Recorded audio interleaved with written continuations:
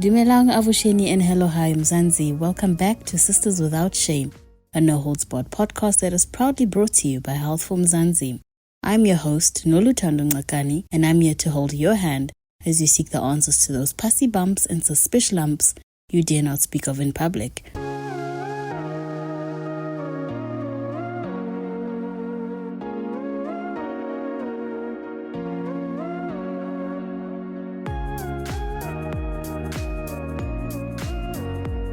There's a lot going on. Eskom, fuel, and food prices. We just can't seem to catch a break.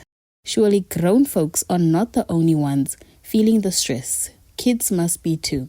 This week we received this voice note from a worried mother in Kraaifontein. Hi, my teen is 17 and turning 18 this year. For the past year or so, we've been dealing with mental health issues, but it wasn't until recently that I realized how serious it is. Her depression has its highs and lows, but it's always at the back of my mind. She feels like she's constantly just running away from her problems and only feels okay when distracting herself. Do you have any advice on dealing with mental health in our children? We got you, sis. This week we're joined by social worker Tamsyn Alfino.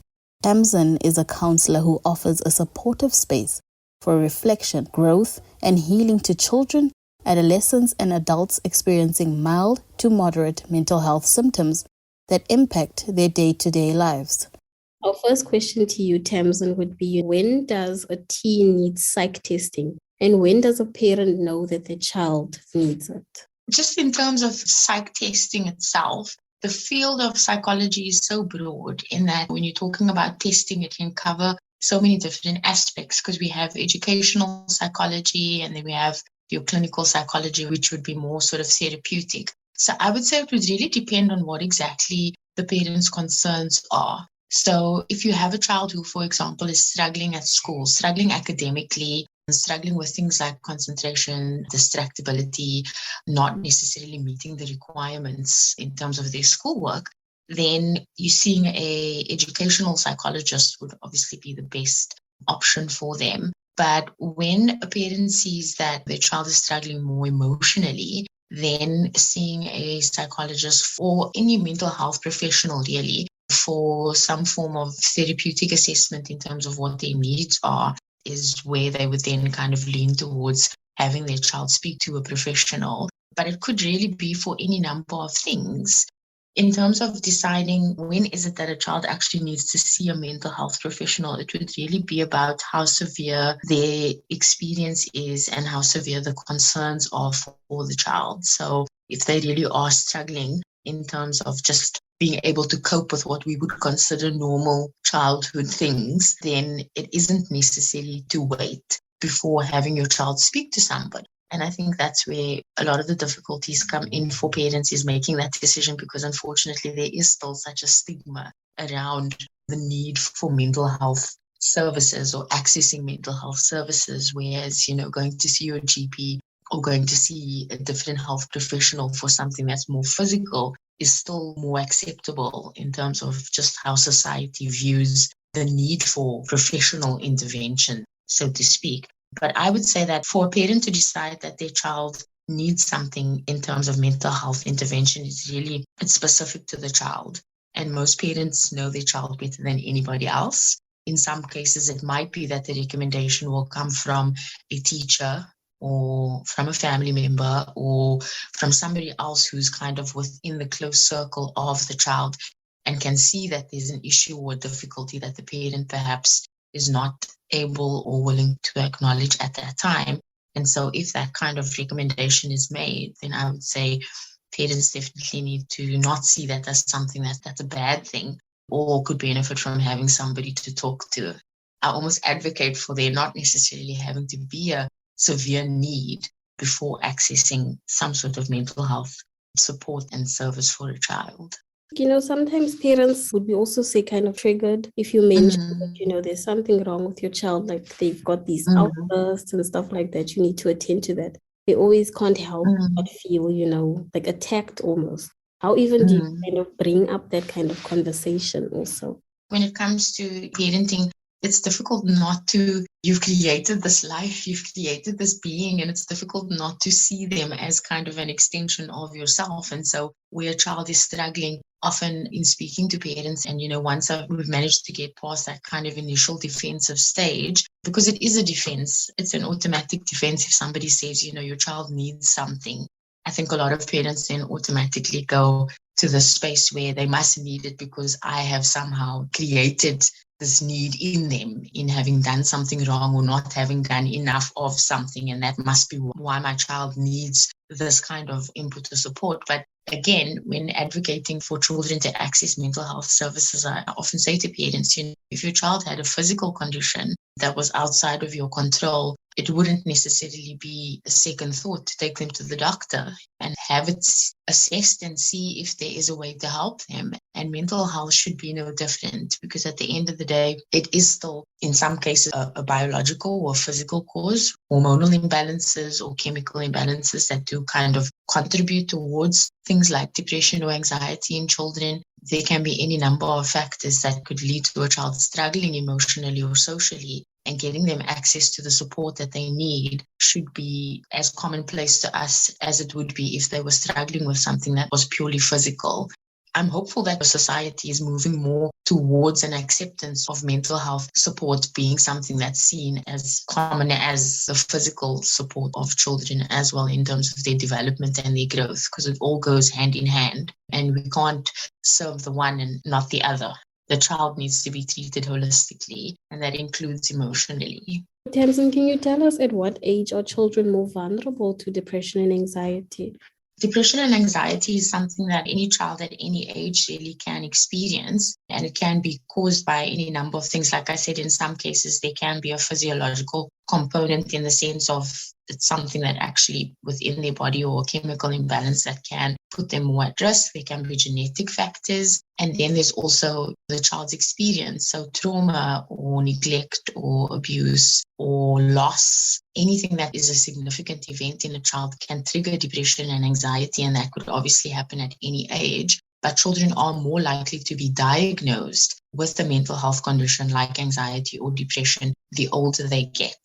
And I'm not entirely sure what the science is behind that, but I think that a lot of it is the changes that happen for adolescent and teenagers, the hormonal changes, the social changes, the physical bodily changes, and just the expectation and pressure that gets put on them as they go through that transition in that specific life phase.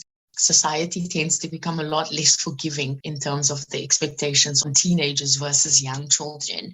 And the support that tends to be offered as they get older seems to become less, or at least kids tend to be less willing to access the support that is available, even in terms of, speaking to parents, speaking to teachers, reaching out to other adults in their lives. Again, in terms of what society says, in terms of being strong and the stigma around mental health, that older kids, I suppose, are less likely to actually speak about what they're feeling or express it, and so become more vulnerable to conditions like depression or anxiety. Or in some cases, it might be that they've just been masking it for so long and can't any longer. So even if it is something that they'd had experience with as younger children, the cracks start to show as they now get into the teenage years and kind of go through that transition between the age of 12 and 18. Something that I've kind of always wondered about, we live in a very digital age. You can find anything on the internet. Something that's kind of arisen is people are saying that we're under threat because of men with podcasts who just spew all of these ideologies and stuff like that. How much of a role does social media play in terms of our kids' mental health as well? Wow, social media has definitely become something that is a very contentious issue for parents and teenagers and kids in general. And when I say contentious, I mean in terms of giving rise to a lot of conflicts. A lot of the parents that I speak to say that some of the biggest fights they have with their kids is around gaming or getting them to get off their phones or their devices. And it's tricky because the thing is that, we are living in a much more digital age than most of us as adults can remember having as kids. And we forget that they don't know anything else. If you were to say to a 10-year-old that there was a time where there was no Google or there was a time where there was no YouTube, they don't know about a reality like that because to them, that's not possible. It's always been around. And it definitely has its benefits. The educational stuff available on social media, it's incredible the type of things that kids can actually learn from it. Having gone through a pandemic now, I was just thinking about that myself the other day. Had we gone through the pandemic, let's say 15 years ago, which I mean was 2007, I think most of us think 15 years ago, and then it's like, oh, that must have been the 80s. No, it was 2007, guys. And it wasn't even that long ago. But Facebook had just come out. Hardly anybody was even on Facebook in 2007. Skype had just become a thing, but they didn't necessarily have video calling.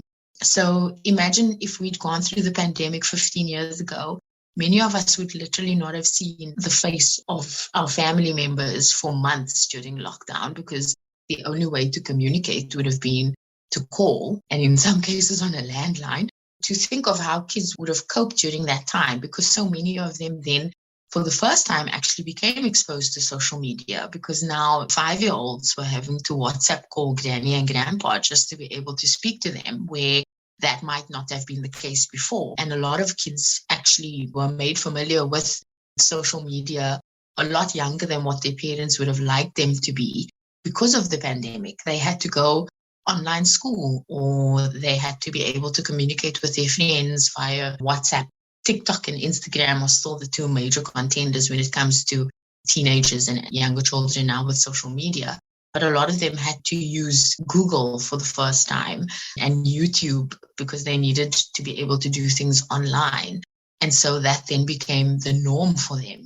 And as the pandemic started to phase out, expecting them to now go back to a norm that wasn't normal anymore, it wasn't as easy as saying, okay, now you're not going to use your phone anymore, because now they've become used to that being the way that they communicate.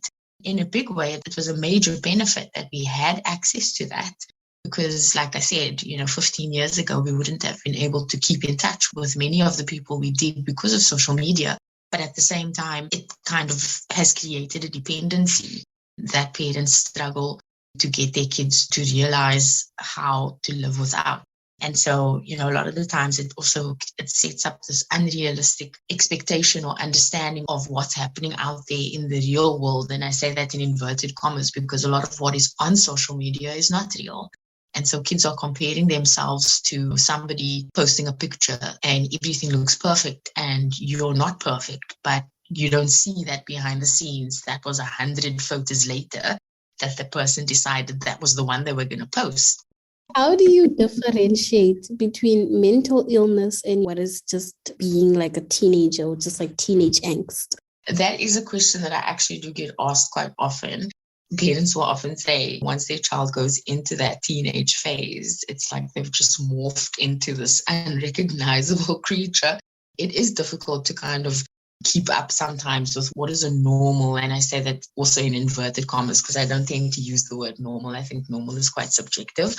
But, what is normal teenage drama and angst, as you said? When should I be worried as a parent that this is not normal? Again, it's child specific. And as a parent, you've had these first 10, 11 years, because that's also another thing that a lot of parents believe, that puberty and the teenage years starts around 13. But no, the process actually kicks in a lot sooner. There's a lot of things happening underneath the surface with both boys and girls. Differently though, but I mean from as young as 8, 9 years old, the process of puberty can already be starting. So by the time they get to 13, that may be when the volcano erupts, so to speak, in terms of a lot of the behavioral changes that come about. But I always say then, it's child specific. If you notice that there's a major shift or a drastic change in what your child's kind of typical behavior is, then that's something that obviously is a warning sign. It's worrying. But when we're looking at mental health conditions, we're always then looking at the intensity and the duration. So how intense are your child's symptoms and how long have they been persisting? Because teenagers are going to have mood swings. They're going to have crying spells. They're going to have meltdowns. They're going to have anger outbursts. They're going to take risks. They're going to do things that we would consider to be totally illogical and not make sense whatsoever. But that's the kind of things that teenagers do because they have an increase in their impulsivity. And that kind of behavior does tend to be explosive at times. But it's a matter of, is this something that is completely over the top? And is it something that's going on consistently and for some time? If they're having mood swings that chop and change and as the wind blows, that can be something that would be considered normal. But if it's kind of a low mood for a long time, they're struggling with this kind of pervasive sadness that just doesn't seem to lift, very low sense of self-worth and critical attitude towards themselves consistently and persistently, then that's kind of where we start to worry and start thinking, is this maybe more than just your typical teenage struggle? What tips do you have for parents to have crucial conversations with their teens about mental health? And also, what are some of the signs to be concerned about that would require them to reach out to a professional instead? Having those conversations as early as possible and developing emotional intelligence is something that I'm hugely passionate about. And it's more critical now post-pandemic than it ever has been before. When I talk about emotional intelligence, I'm talking about teaching children a feelings vocabulary, getting them comfortable with being able to express their emotions, creating that self-awareness that they can identify what they're feeling when they feel it, and then that verbal expression, being comfortable to express what they're feeling when they're feeling it, and then also be prepared to accept the response. And for that to be something that becomes commonplace in the home, it needs to start as young as possible, because it's something that we need to be focusing on teaching children how to do. And I find in my work that's the thing that I find so interesting, is that as kids get older, there's this expectation that they are supposed to know how to understand their feelings and how to express their feelings. But if you haven't been taught how to do something, how are you supposed to do it? So often I'll hear parents say something like, use your words. But what does that mean? What words am I supposed to use and how am I supposed to use them if I haven't been taught how? I often say, just like teaching children how to brush their teeth, tie their shoelaces, ride a bike, they need to be taught how to know what feelings are. For example, disappointed is not the same as rejected, and furious is not the same as irritated. And by being able to name these feelings and identify the differences in them, that's the first stepping stone to being able to help children express what they're feeling when they feel it. And starting early is key. Having said that, it's never too late.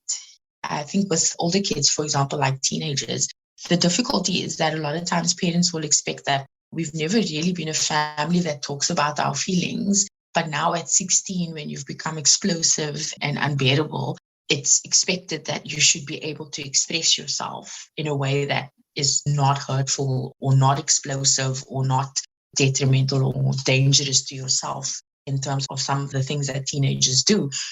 But that's the type of thing that needs to be taught. And if it hasn't, it's not too late. But then it can't also be something that's forced on the child. We're going to have a sit-down family meeting now and everybody needs to talk about their feelings, because that can feel very threatening to a teenager that's never had to do that before. So there I would say start small. Play games that have an emotional component to it. So it could be, there are a number of different actual games that have an emotional feelings focus, but you can also kind of find resources online that have questionnaires. And it can be about celebrities. It can be about something that they are actually interested in and meeting them where they are at. Even I sometimes still roll my eyes when I listen to some of the things that kids tell me about, because I can't understand half of it. But I find that getting them to engage with me, a lot of the time, all I have to do is show an interest in what it is that they are interested in, and getting them to teach me about it and explain it to me then almost opens up that opportunity to have conversations around other things. But kids, they're a lot smarter than we give them credit for, especially teenagers who think they know everything, but actually they can teach us a couple of things. And if we allow them to believe that they can teach us a couple of things, then we're meeting them where they are at. And then they're more likely to be willing to open up and speak about things that when the big issues come along that they don't necessarily know how to deal with, they're more likely to come and ask for help and approach us as adults if we've shown them that we are open to listening and learning from them as well. It's difficult because we spend so much time wanting to prepare kids for the world that we live in. but we also need to be prepared to learn from them, because as adults, they're not going to be living in the world we live in now. And so we need to be learning from them in terms of whether it is online gaming or social media or whatever the case may be. That reality for them, what's their reality now, is more likely to be part of their reality as adults than what our reality as adults is now. Trying to get them to stop wanting to do the things that they do because we want them to be able to kind of live as adults in our world is not really realistic. But if we can find that balance between, okay, so what is going to be acceptable to me as the parent and you as the teenager, we can find some sort of a common ground. That almost is the very start of a more positive way forward for that relationship for both parties.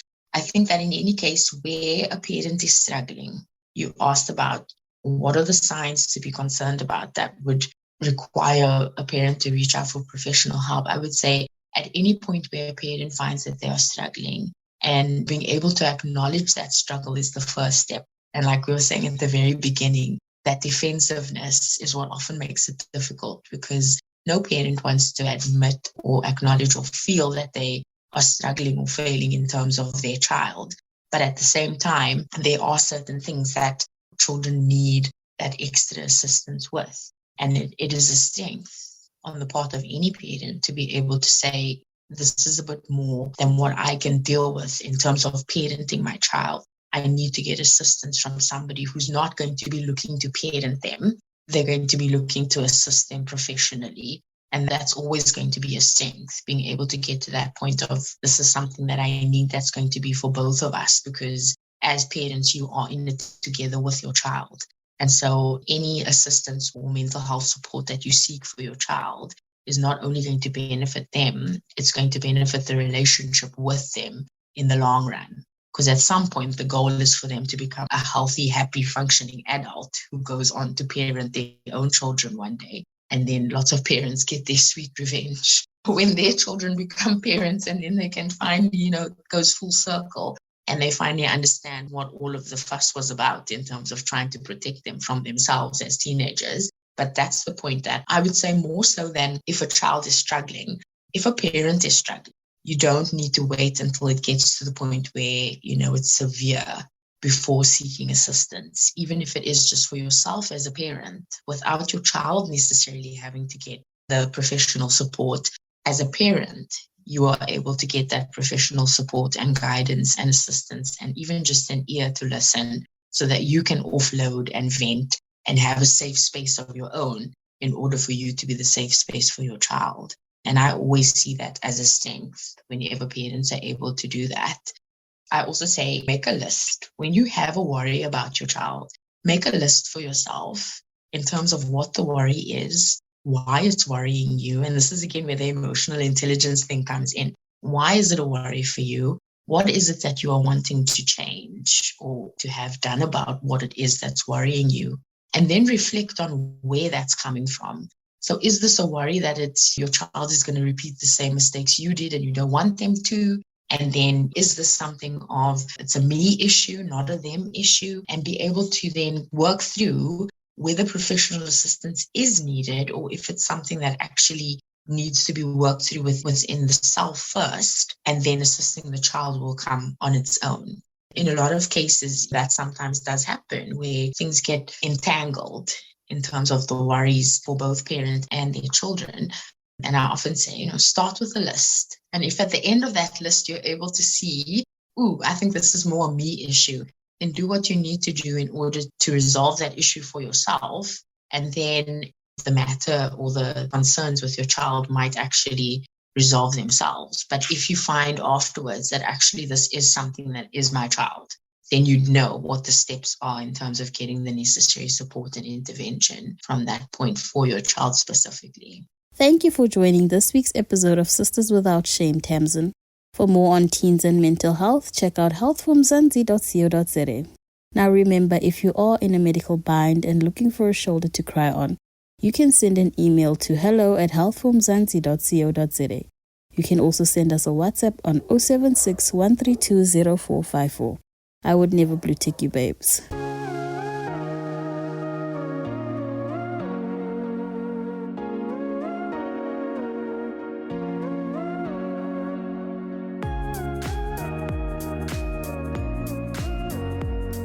Mental health is important at every stage of life, from childhood and adolescence through adulthood.